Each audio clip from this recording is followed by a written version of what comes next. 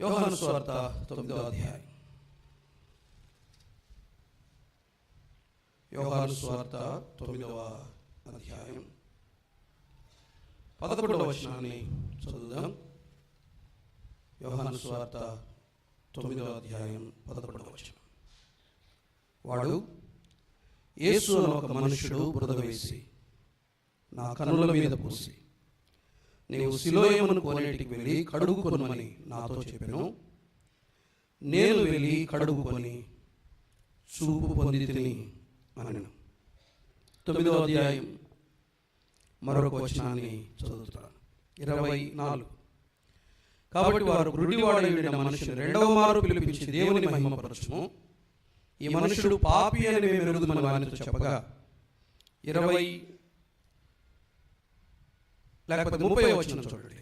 అందుకు ఆ మనుషుడు, ఎక్కడ నుండి వచ్చినా మీరు ఎరుగుపోవడం ఆశ్చర్యమే, అయినను ఆయన నా కన్నులను తెరచెను, దేవుడు పాపుల మనవి ఆలకింపడని ఎరుగుదుము అన్నారు.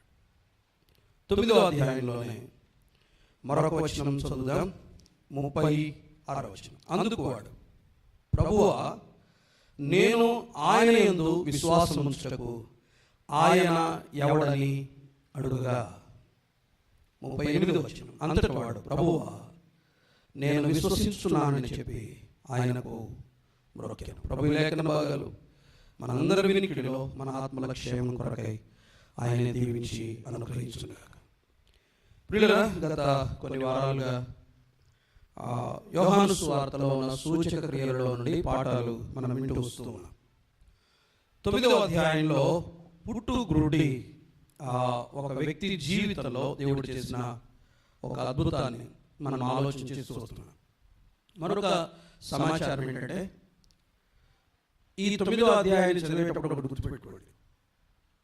లోకము పుట్టినది మొదలుకొని పుట్టుకతో గుడ్డివాడు కన్నులు తెరవడం అనేది అంతవరకు జరగలేదు. That is the first event. అంటే యేసుక్రీస్తు లోకమునకు వచ్చిన తర్వాత ఒక పుట్టు గుడ్డి కన్నులు తెరిచి చూడగలిగాడు అని.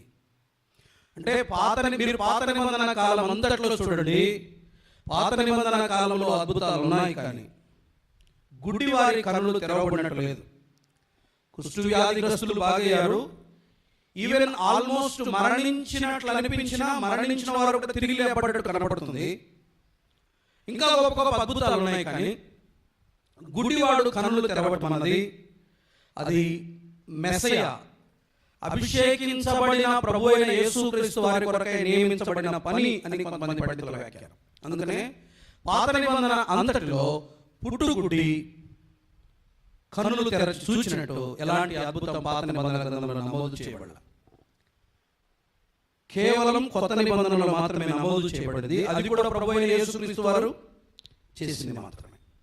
9వ అధ్యాయంలో పుట్టుగుడ్డు అన్న మాట కూడా అదే కదండి. 9వ అధ్యాయంలో అంటాడు, లోకము పుట్టినది మొదలుకొని గుడ్డివాడు, అది కూడా పుట్టుకతో గుడ్డివాడు కన్నులు తెరచినట్టు. 32వ వచనం చూడండి. పుట్టు గుడ్డివాని కన్నులు ఎవరైనా తెరిచినట్టు లోకము పుట్టినప్పటి నుండి వినబడలేదు అని అంటాడు. ఇంతవరకు నేను వినలా ఆ మాట అని అన్నాడు. సరే, 9వ అధ్యాయంలో మనం పలు కోణాలలో ఈ అధ్యాయాన్ని ఆలోచించేస్తూ వస్తున్నాం. గత వారం ఏం జ్ఞాపకం చేస్తున్నాం చెప్పండి. ఎవరి దృష్టిలో ఎవరు చాలా దృష్టి అనేది ఒకటి కామన్ ఉంది. దృష్టి అంటే కలిసి వచ్చేస్తుంది కదా, అట్లా కాదు. ఎవరి దృష్టిలో ఎవరు? గుడ్డివారి దృష్టిలో ప్రభువా? చెప్పండి. ప్రభువు దృష్టిలో, పరిచయుల దృష్టిలో ప్రభు ఎలా ఉన్నాడు ఆలోచన చేశాం. తర్వాత శిష్యుల దృష్టిలో ప్రభు ఎలా ఉన్నాడు ఆలోచన చేశాం. శిష్యుల దృష్టిలో ప్రభు ఎలా ఉన్నాడు? ఆయన ఒక సమాధానం, ఈజ్ ద ఆన్సర్. పరిచయుల దృష్టిలో ప్రభు ఒక వివాదాస్పదమైన వ్యక్తి, తమ స్వాతంత్రతను తమ స్వేచ్ఛను హరించి వేసేవాడు అని వారు భావించారు. ఈ ఉదయకాలం వేళ గుడ్డివారి దృష్టిలో ప్రభు ఎలా ఉన్నాడు? మనం చదువుకున్న 4 వచన భాగాల్లో గుడ్డివాడు 4 స్టేట్మెంట్లు ఇచ్చాడు. చూడండి, 9వ అధ్యాయం ప్రభువును గురించి అతను ఏమని మాట్లాడాడు. 9వ అధ్యాయం 11వ వచనంలో ఒక మనుష్యుడు అని అన్నాడు. యేసు అను ఒక మనుష్యుడు అన్నది. 17వ వచనం చూడండి. 17వ వచనం, కాబట్టి వారు మరలా ఆ గుడ్డివానితో, అతడు నీ కన్నులు తెరచినందుకు నీవు అతని గురించి ఏమనుకొనుచున్నావు అని అడుగుగా వాడు ఆయన ఒక ప్రవక్త అని అన్నాడు. మనుష్యుడు అన్నాడు, తర్వాత ఏమన్నాడు? యేసు ప్రభువును గురించి ఆయన ఒక ప్రవక్త అని అన్నాడు.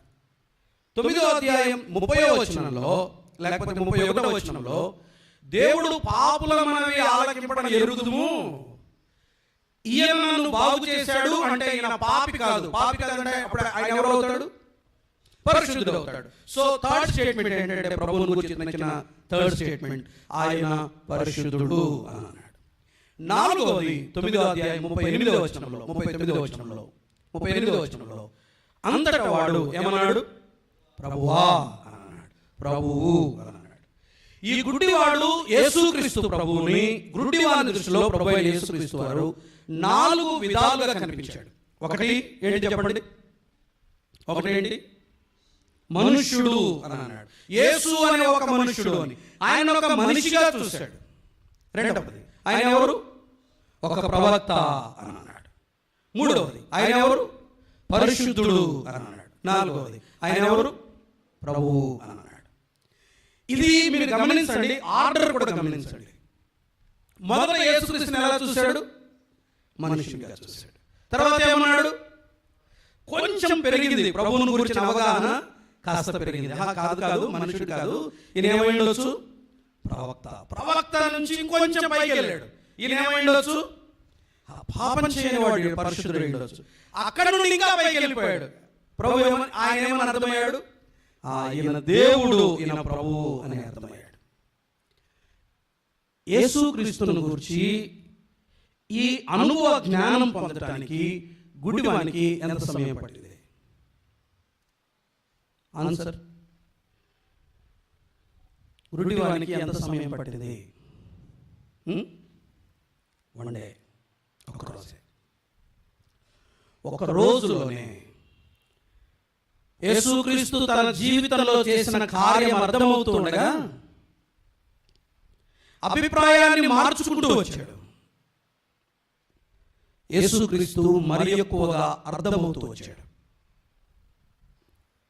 క్రైస్తవులారా, సిగ్గుపడదాం.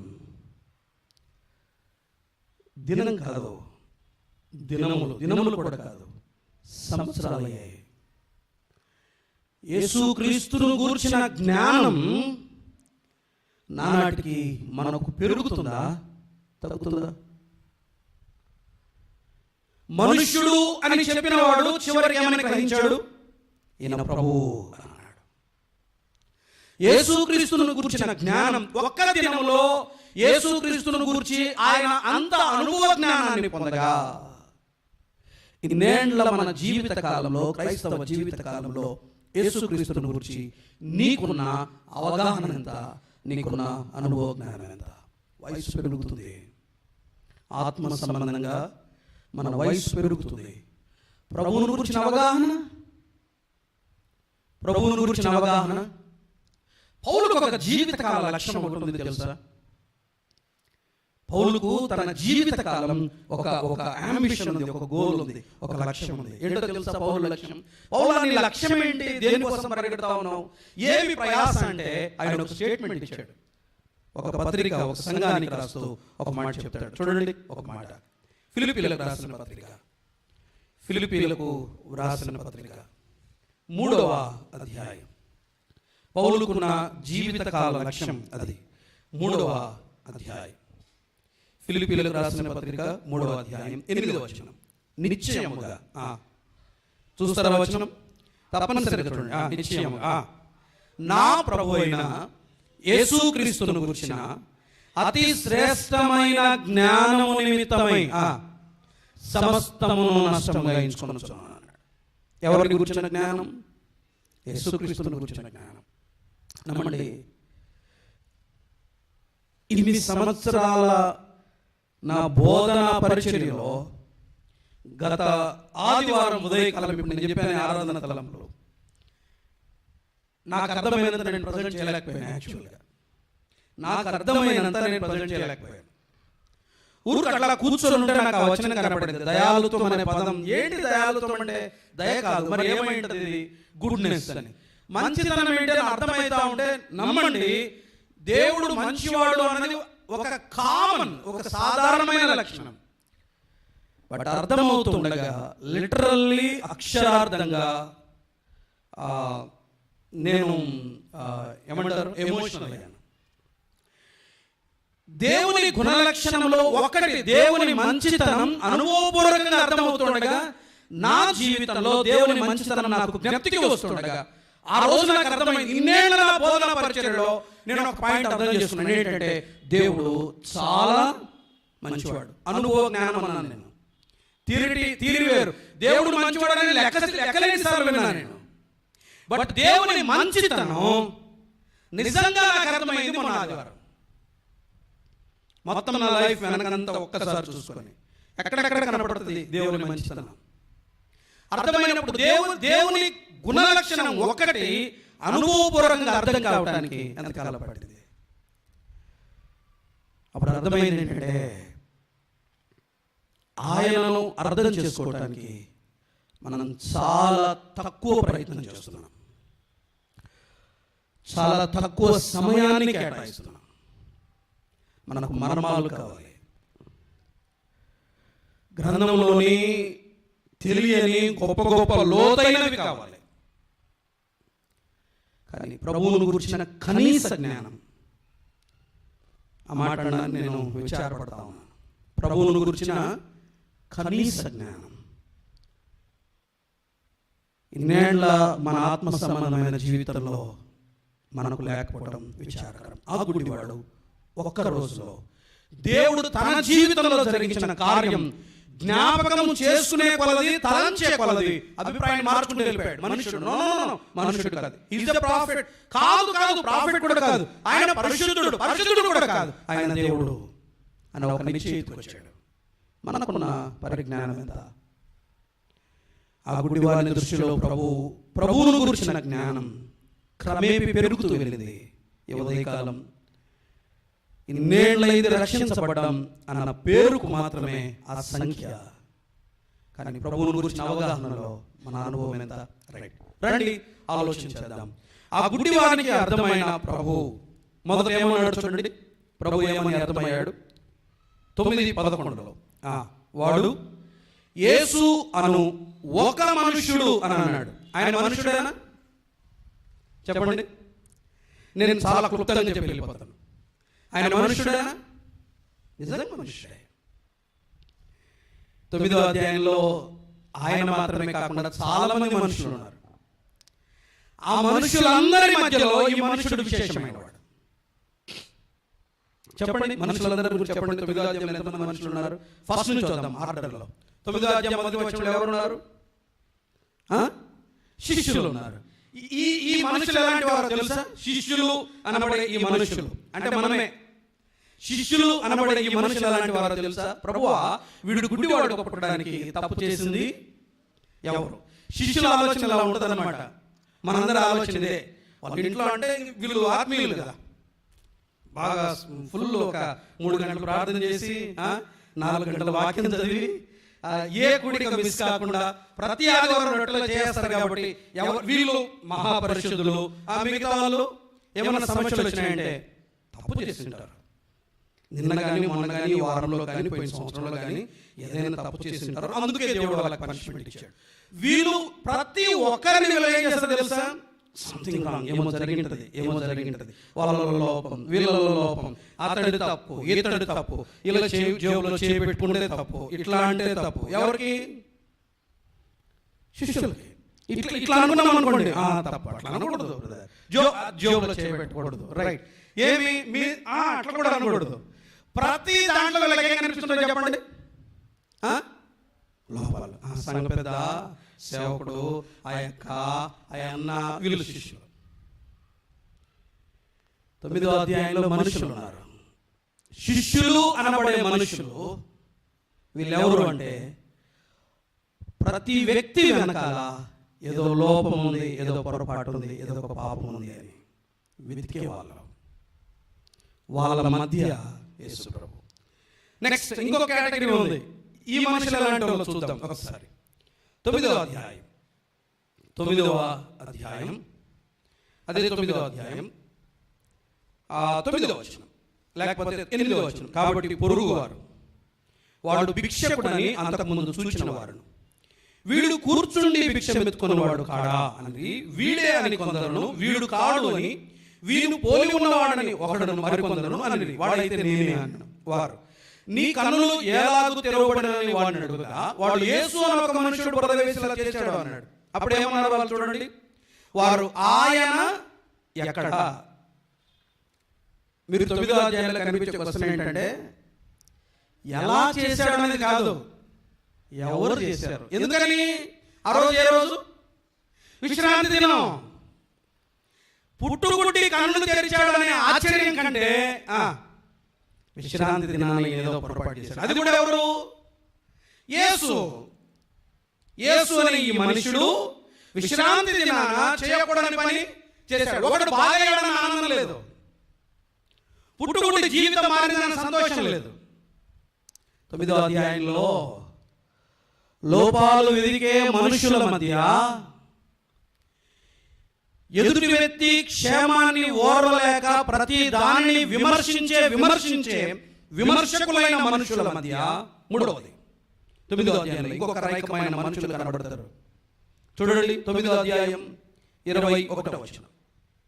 ఇప్పుడు వీడు ఎలాగూ చూస్తున్నాడు ఎరుగము, ఎవడు వీని కన్నులు తెరచునో అదియు మేము ఎరుగము, వీడు వయసు వచ్చిన వాడు వీరిని అడుగుడి తన సంగతి తానే చెప్పుకొనగలడని వారితో అనిరి వారి తల్లిదండ్రులు యూదులకు భయపడి అలాగూ చెప్పారు. నేను ఒక మాట అడుగుతాను. ఏ సమస్య వచ్చినా మన పక్షాన నిలబడే వాళ్ళలో కొద్దిమంది ఉంటారు. ఎవరో తెలుసు? వాళ్ళలో ఫస్ట్ ప్లేస్లో ఉండేది ఎవరో తెలుసు? తల్లిదండ్రులు. అవసరమైతే నీ ప్రాణం కొరకు వాళ్ళ ప్రాణమైన అడ్డేస్తారు. టైం వస్తే మాత్రం okay right, we're ready to die for you, నీ కోసం చనిపోవడానికి కూడా సిద్ధం కుమారుడా. అది అది ఈ జనరేషన్ అర్థం కాదు. వాళ్ళు తల్లిదండ్రులు అయిన తర్వాత అర్థమవుతుంది, ఇప్పుడు అర్థం కాదు.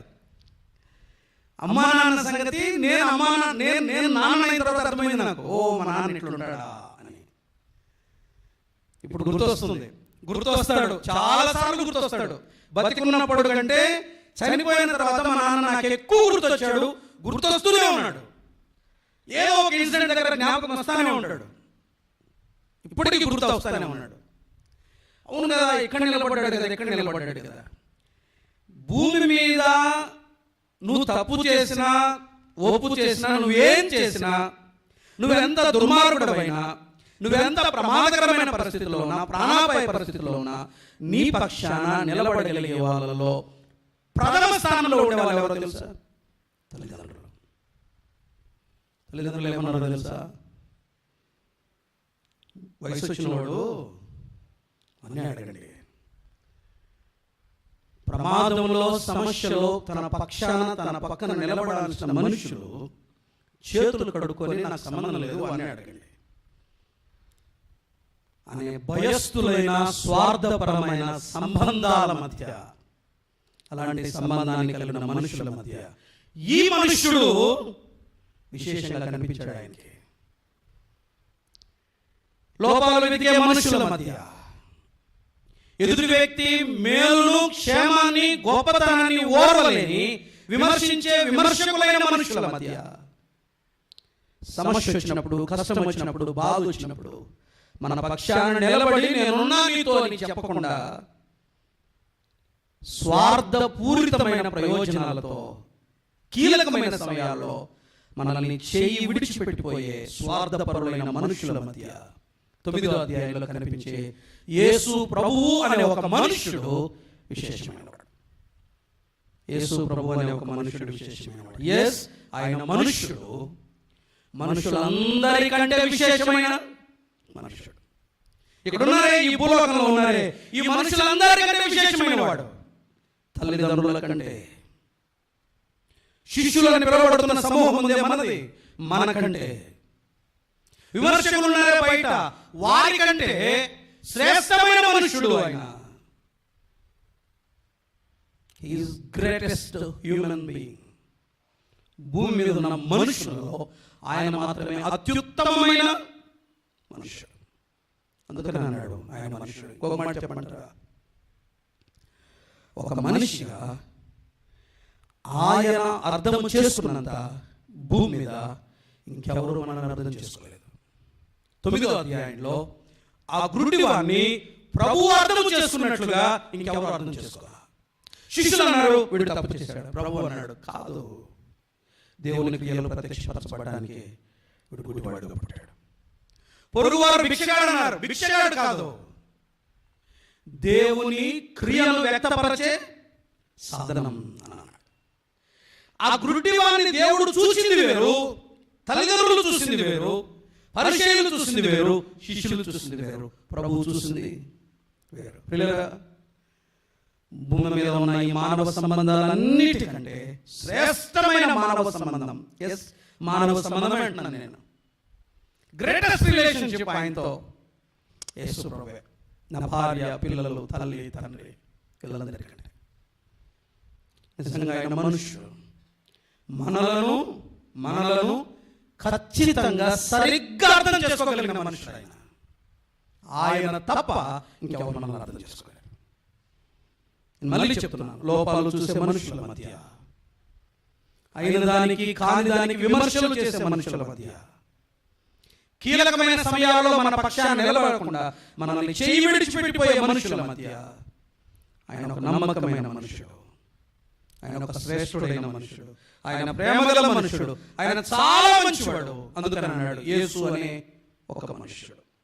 ఆయనలో నేను మనిషి అనేవాడుగా, ఆయనలో ఆ మానవత్వాన్ని నేను చూడగలిగాను అని అన్నాడేమో, బహుశా అందుకని అన్నాడేమో. రెండవది, యేసుక్రీస్తుని గురించి ఇచ్చిన సెకండ్ స్టేట్మెంట్ చూడండి. 9వ అధ్యాయం 17వ వచనం. కాబట్టి వారు మరలా గుడ్డివానితో, అతడు నీ కన్నులు తెరచినందుకు నీవు అతని గురించి ఏమనుకొనుచున్నావు అన్నావు. వాట్ ఇస్ యువర్ ఒపీనియన్ అని అన్నారు. ఇప్పుడు మళ్ళీ ఏమన్నాడు తెలుసా? ఆయన ఒక ప్రవక్త. He is a prophet brother. ఆయన ఒక ప్రవక్త బ్రదర్. మనుషుడే కానీ సామాన్యమైన మనుషుడైతే కాదు. ఇప్పుడు ఆయన ఎవరు? ఆయన ప్రవక్త అన్నారు. నిజమే, ఆయన ప్రవక్త, దేవుని చేత పంపబడిన ప్రవక్త. ఒక మాట చూడండి, దానికి సంబంధించి ఒక వచనం. లూకా సువార్త 4వ అధ్యాయం. లూకా సువార్త 4వ అధ్యాయం 17-18 వచనాలు. లూకా సువార్త 4వ అధ్యాయం 17-18 వచనాలు. ప్రవక్త అయిన యెషయా గ్రంథం ఆయన చేతికి ఇవ్వబడెను. ఆయన గ్రంథము విప్పగా ప్రభువు ఆత్మ నా మీద ఉన్నది, బీదలకు సువార్త ప్రకటించుటకై ఆయన నన్ను అభిషేకించును, చెరలో ఉన్న వారికి విడుదలను, గురుడి వారికి చూపును కలుగునని ప్రకటించుటకును, నలిగిన వారిని విడిపించుటకును, ప్రభువు హితవసరము ప్రకటించుటకును ఆయన నన్ను ఏమనుంది పంపి ఉన్నాడు అని అన్నాడు. ఆయన ఒక పని కొరకై నియమించబడినవాడు. ప్రవక్తగా ఆయన నన్ను పంపాడు. ఈయన దేవుని చేత పంపబడినవాడు, ఈయన దేవుని చేత నియమించబడినవాడు, ఈయన దేవునితో సంబంధము కలిగినవాడు అని గుర్తించాడు. ఎందుకు అన్నాడు తెలుసా? దేవుని చేత పంపబడినవాడు తప్ప, బాగా వినాలి, బాగా వినాలి, బాగా వినాలి, దేవుడి చేత పంపబడినవాడు తప్ప దైవ కార్యాలు ఇంత అద్భుతంగా ఎవరు చేయలేరు. నేను మళ్ళీ చెప్తున్నాను, ఎవరికి పడితే వాళ్ళకు ఈ ట్యాగ్ వేయకండి, ఈ బిరుదు ఇవ్వకండి. అన్న ఆయన ప్రాఫిట్ అన్నా,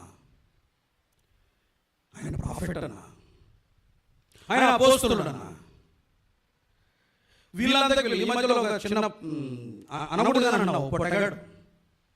పొట్టగాడు ఎందుకంటే వేరే ఏదో నేమ్ ఉంది. ఎంత వికారంగా ఉన్నాడో తెలుసా?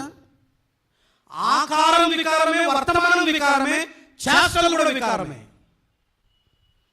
నేను పేరు చెప్పట్లా, లైవ్ కూడా వెళ్తుంది కాబట్టి బయటికి. రీసెంట్గా తయారైంది హైదరాబాద్లో. ప్రాఫిట్ అని పెట్టుకొని పక్కన జూ అని పెట్టుకొని మరి వాడి పేరు పెట్టుకున్నాడు. ఎంత అసహ్యమైన వర్తమానం, ఎంత అసహ్యమైన ప్రవర్తన స్టేజ్ మీద. కింద నేను ఫేస్బుక్ లో అతని కింద కామెంట్, అన్నవాడి నెంబర్ ఏడన్నా పోయి తను వస్తాం అన్నవాడంటే ఒక్కడు, అంటే ఈవెన్ కనీసం భక్తి తెలియని వాళ్ళకు కూడా అతడు చేస్తున్నది తప్పు అని అర్థమవుతుంది. దయచేసి ఒక మాట వినండి, ఎవరికి పడితే వాళ్ళకు ప్రాఫిట్. నీకు నచ్చితే, నీకు అనుకూలమైన బోధ చేస్తే, ఎవరు పడితే వాళ్ళు అపోస్తలులు, ఎవరు పడితే వాళ్ళు ప్రవక్తలు, ఎవరు పడితే వాళ్ళు దైవజనులా. యేసుక్రీస్తు దగ్గరకు వచ్చినప్పుడు మాట్లాడాడు, ఈయన దేవుని చేత పంపబడినవాడు, ఈయన ప్రవక్త అని. పిల్లలకు మాట గుర్తుపెట్టుకోండి, ఒక కార్యం జరిగింది అంటే దేవుని చేత నియమించబడిన వారి ద్వారా జరుగుతుంది అన్న అవగాహన గుడివాడికి ఉంది, మనకు లేదు. అది విచారం. దేవుని చేత నియమించబడిన వారి ద్వారా కార్యాలు జరుగుతాయని చూడండి. డిస్కషన్ అంతా అదే 9వ అధ్యాయం చూడండి. ఇంకొక 2 వచనాలు చూడండి. 9వ అధ్యాయం 16వ వచనం, లేకపోతే 16 చూడండి. కాగా పరిచర్యలో కొందరు, ఈ మనుషుడు విశ్రాంతి దినము ఆచరించడం లేదు గనుక దేవుని యొద్ద నుండి వచ్చిన వాడు కాడు అని అన్నారు. తర్వాత 9వ అధ్యాయంలో మరలా డిస్కషన్ ఏంటో తెలుసా? 29వ వచనం, దేవుడు మోషేతో మాట్లాడాడని ఎరుగుదుము కానీ వీడు ఎక్కడ నుండి వచ్చానో ఎరుగుమని చెప్పి వారిని దూషించారు. ఎవరిని? గుడ్డివారిని. ఎవరిని? యేసు ప్రభు. ఎక్కడ నుండి వచ్చాడు యేసు ప్రభు? కానీ ఆ గుడ్డివాడు యేసుక్రీస్తుకు పరలోకపు తండ్రికి ఉన్న సంబంధాన్ని గుర్తించాడు. దేవుని చేత పంపబడిన వారు, నియమించబడిన వారు మాత్రమే ఇలాంటి కార్యాలు చేస్తారన్న కనీస అవగాహన ఆనాడు గుడ్డివారికి ఉంది, నేడు మనకు లేదు. నేను ఆ మాట చెప్పడానికి ఇష్టపడతా ఉన్నాను.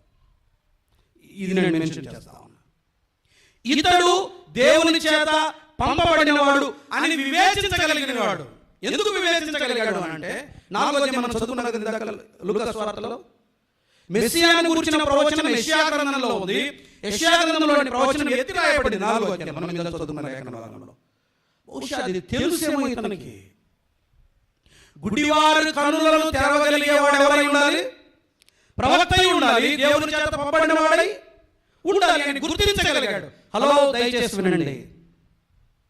దైవజనుడన్నా, ప్రవక్తన్నా, అపోస్తలుడన్నా కొంచెం వివేచించండి. ఒక వ్యక్తి, వింటున్నారన్నమాట, ఒక వ్యక్తి పరిచర్యను నిర్వచించే ముందు చూడాల్సింది ఏంటో తెలుసా? అతనికి దేవునితో ఉన్న సంబంధాన్ని ముందు చూడండి, తర్వాత అతని పరిచర్య చూడండి. నేను రిపీట్ చేస్తున్నాను, నన్ను కూడా మీరు చూసేటప్పుడు నాకు దేవునితో ఉన్న సంబంధాన్ని చూడండి, తర్వాత నా పరిచర్యను చూడండి. నాకు దేవునితో ఉన్న సంబంధాన్ని బట్టి నా పరిచర్య ఆధారపడి ఉంటుంది. దేవుడు నియమించిన వాడా, మనుషుల చేత నియమించబడ్డవారా? దేవుడు ఎన్నుకున్నవాడా, మానవ చేత ఎన్నుక చేయబడినవాడా? డిఫైన్ చేయండి, నిర్వచించండి. ఫస్ట్ ఒక వ్యక్తిని క్యాలిక్యులేట్ చేసేటప్పుడు, ముఖ్యంగా ఒక దైవజనుని పరిచర్యను లెక్క పెట్టేటప్పుడు, ఆ వ్యక్తికి దేవునితో ఉన్న సంబంధాన్ని చూడండి. వ్యక్తిగత జీవితాలు రోత, ఎవరికి తెలియని అంతరంగ రహస్య జీవితాలు చాలా నీచంగా ఉంటాయి. పరిచర్యలు గొప్పగా కనిపిస్తున్నాయి, దాన్ని బట్టి కాదు డిఫైన్ చేయాల్సింది. నాకు దేవునితో ఉన్న సంబంధం. తరువాత పరిచర్యను చూడండి. నేను ఇల్లు చూసినప్పుడు ఎట్లా చూడాలి చెప్పండి? నీకు దేవునితో ఉన్న సంబంధం, తరువాత పరిచర్య. గుడివాడు చేసింది అదే. ఇతను ప్రవక్త, దేవుని చేత పంపబడినవాడు, దేవుని చేత పంపబడినవాడు. బాప్తిస్మం ఇచ్చే యోహానును చూసినప్పుడు కూడా ప్రజలు చూసింది అదే. ఇతడు దేవుని చేత పంపబడినవాడు. మూడవది, నేను చెప్పిన ముగిస్తాను, నేను ఎక్కువసేపు తీసుకున్న సమయం జస్ట్ అట్లా జ్ఞాపకం చేసి ప్రార్థన చేస్తాను. చూడండి 9వ అధ్యాయం 31వ వచనం, దేవుడు పాపుల మనవి ఆలకింపడని ఎరుగుదుము, ఎవడైనను దేవభక్తుడై ఉండి ఆయన చిత్తము చొప్పున జరిగించి ఎడల ఆయన వాని మనవి ఆలకించును అన్నాడు. ఇతను ఒక స్టేట్మెంట్ ఇచ్చాడు. ఏమనంటే, పాపి అయితే ఇంత అద్భుతం ఎలా జరుగుతుంది? సో ఖచ్చితంగా నేను ఎవరు కాదు, పాపి కాదు. పాపుల మనవి దేవుడు వినడు కాబట్టి ఈయన ఎవరై ఉండాలి? పరిశుద్ధుడై ఉండాలి. పరిశుద్ధుడు మాత్రమే కొన్ని కార్యాలు చేయగలడు అనే అవగాహన అతనికి ఉంది. మూడవది, యేసుక్రీస్తును పరిశుద్ధునిగా చూశాడు. ఒక మాట చెప్పి నేను ముందుకెళ్తాను. నేను వచనాలు చెప్పట్లేదు, సమయభావాన్ని బట్టి. హలో, వింటున్నారా? దైవ కార్యాలు, hello, please listen carefully, very very carefully. Sunday school చెప్పేవాళ్ళు వింటున్నారా? టీచర్స్ వినండి. స్త్రీల కొడుకులు మాట్లాడుతున్నారు కదా, మీరు కూడా వినండి. సభలో లేకపోతే కూడికలలో, ఆరాధనలో, వర్తమానాలలో మాట్లాడుతున్నారు కదా, మీరు కూడా వినండి. అక్కడక్కడ బయట సువార్త పనిచేస్తున్న వారు ఉన్నారు కదా, మీరు కూడా వినండి. అందరూ వినండి, దయచేసి అందరూ వినండి. Please listen carefully. దేవుడు ఒక వ్యక్తి ద్వారా పని చేయాలి అని అంటే పని చేసేవాడిలో ఏ లక్షణం ఉండాలని గ్రహించాడు ఈ గురుడివాడు?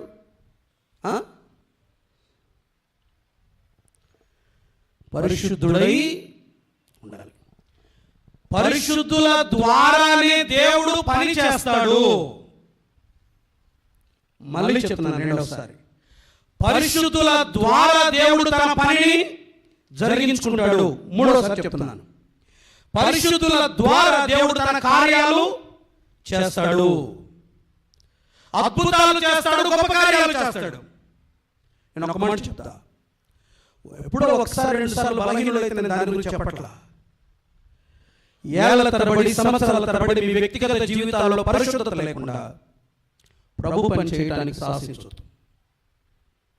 బెటర్ టు స్టాప్, ఆపేయండి. నష్టమేమీ లేదు, బెటర్ టు స్టాప్, ఆపేసేయండి. నేనైనా ఇంకెవరైనా వితౌట్ హోలీనెస్, లేకపోతే integrity, purity, better to stop. ఉదయకాలం వినండి, పరిశుద్ధత ప్రభు పని చేయడానికి ఒక సాధనం. ఈ గుడివాడు అంటాడు, ఇతని ద్వారా ఒక పుట్టుగుడి కన్నులు తెరిచాడంటే తప్పనిసరిగా ఏమై ఉండాలి? పరిశుద్ధుడై ఉండాలి. పరిశుద్ధుల ద్వారా దేవుడు పనిచేస్తాడు. నేను మళ్ళీ చెప్తున్నాను, ఎప్పుడో ఒకసారి బలహీనులైన వారి గురించి మాట్లాడను. ఏళ్ల తరబడి ఒకే పాపంలో నిరంతరాయంగా కొనసాగుతున్న వారి గురించి మాట్లాడుతున్నాను. రహస్య జీవితాలలో ఏమాత్రం పరిశుద్ధతను కాపాడుకోలేక బయటికి బహిరంగంగా, భౌతికంగా ప్రభు పని చేస్తున్నట్టు కనిపించే వారి కోసం మాట్లాడుతున్నాను. అది నాకైనా మీకైనా అందరికీ వర్తమానం. ఎందుకంటే రెండు విషయాలు ఉన్నాయి. హెబ్రీయులకు రాసిన పత్రిక అవసరమని నేను చెప్తున్నాను. హెబ్రీ పత్రిక, హెబ్రీయులకు రాసిన పత్రిక తెలిసిన మాటలే నేను జ్ఞాపకం చేస్తున్నాను. 11వ అధ్యాయం హెబ్రీయులకు రాసిన పత్రిక,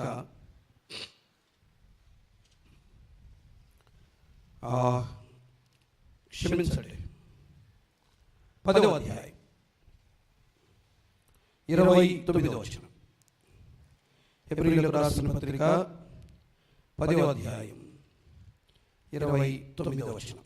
ఇట్లుండగా దేవుని కుమారుని పాదములతో త్రొక్కి, ఆ మాట చూస్తారా, తాను పరిశుద్ధ పరచబడుటకు సాధనమైన నిబంధన రక్తమును అపవిత్రమైనదిగా ఎంచి కృపకు మూలమగు ఆత్మను తిరస్కరించిన వాడు ఎంత ఎక్కువైన దండనకు పాత్రను ఎంచబడునని మీకు తోచును అన్నాడు. నాకు కావాల్సిన ఒకే ఒక మాట, తాను పరిశుద్ధ పరచబడుటకు సాధనమైన నిబంధన రక్తం అన్నాడు. ఇది ఒకటి గుర్తుపెట్టుకోండి. మనలను పరిశుద్ధపరచుటకు సాధనమైన నిబంధన రక్తం, కలువరి శిలువలో ఆయన చిందించిన రక్తం. వింటున్నారా? వింటున్నారా? వినండి. నోటి మాట చేత ఆయన మనల్ని పరిశుద్ధులుగా చేయాలి. కలువరి శిలువ రక్తము ద్వారా, బలియాగము ద్వారా ఆయన పరిశుద్ధులుగా చేశాడు. ఆయన మరణించి ప్రాణమిచ్చి మనకు పరిశుద్ధతనిచ్చాడు. పరిశుద్ధత అనేది తేరగా దొరికింది కాదు, మనకి సులభంగా లభించింది కూడా కాదు. మనకి మన పరిశుద్ధత వెనకాల సృష్టికర్త కలువరి శిలువ బలియాగం ఉంది. మనలను పరిశుద్ధపరచుటకు సాధనమైన నిబంధన రక్తాన్ని చూడండి. నా పరిశుద్ధత వెనకాల ఆ ప్రియ కుమారుని కలువరి శిలువ బలియాగాన్ని చూడండి. తుచ్చమైన వాటి కోసం పోగొట్టుకోవద్దు, పనికిరాని వాటి కోసం పోగొట్టుకోవద్దు. పరిశుద్ధత అన్నది ప్రభు ప్రాణ త్యాగం. నీవు నేను అనుభవించే పరిశుద్ధత ప్రభు యొక్క ప్రాణ త్యాగం. సృష్టికర్త మరణం అంత ఖరీదైంది, రక్షకుని మరణం అంత విలువైంది పరిశుద్ధత. దాన్ని ఎందుకు సులభంగా పోగొట్టుకున్నాం? ఆయన పరిశుద్ధుడు అన్నాడు. చివరిది 9:39-38 అంతటి వాడు ప్రభువా అన్నాడు, నేను విశ్వసించుచున్నాను. ఇప్పుడు ఆయన ఏం చూశాడు? ఆయన ప్రభువు అన్నాడు. ప్రభు అని ఏం చేశాడు చెప్పండి? మనం మళ్ళీ ఆలోచించేద్దాం దాన్ని. ప్రభు అని ఏమన్నాడు? ఆయనకు మ్రొక్కి. ఆయన ప్రభు అని అర్థమైతే మ్రొక్కుట అనే చోటకి మనం పెట్టుకోవాలి. ఏమన్నా పెట్టుకోవాలి? ఆరాధించి అని చాలు. ఆయన మనుష్యుడని, ఆయన దేవుని చేత పంపబడిన ప్రవక్త అని, ఆయన పరిశుద్ధుడని, ఇప్పుడు ఆయన ఎవరు? ఆయన ప్రభు అని ఎరిగిన తర్వాత ఇప్పుడు ఆరాధించాడు, ఆరాధికుడుగా మారాడు. ఉదయకాలం ప్రియులారా, ఆ గుడ్డివానికి అర్థమైన ప్రభువైన ఆ గుడ్డివాని అవగాహనలో నానాటికి అభివృద్ధి కనిపిస్తుంది ప్రభువుని గురించి. మన పరిస్థితి ఉదయకాలం ఈ లేఖన భాగం మన హృదయాన్ని దర్శిస్తున్నప్పుడు సరి చేసుకున్నాం, క్రమపరుచుకున్నాం, అలా జీవించడానికి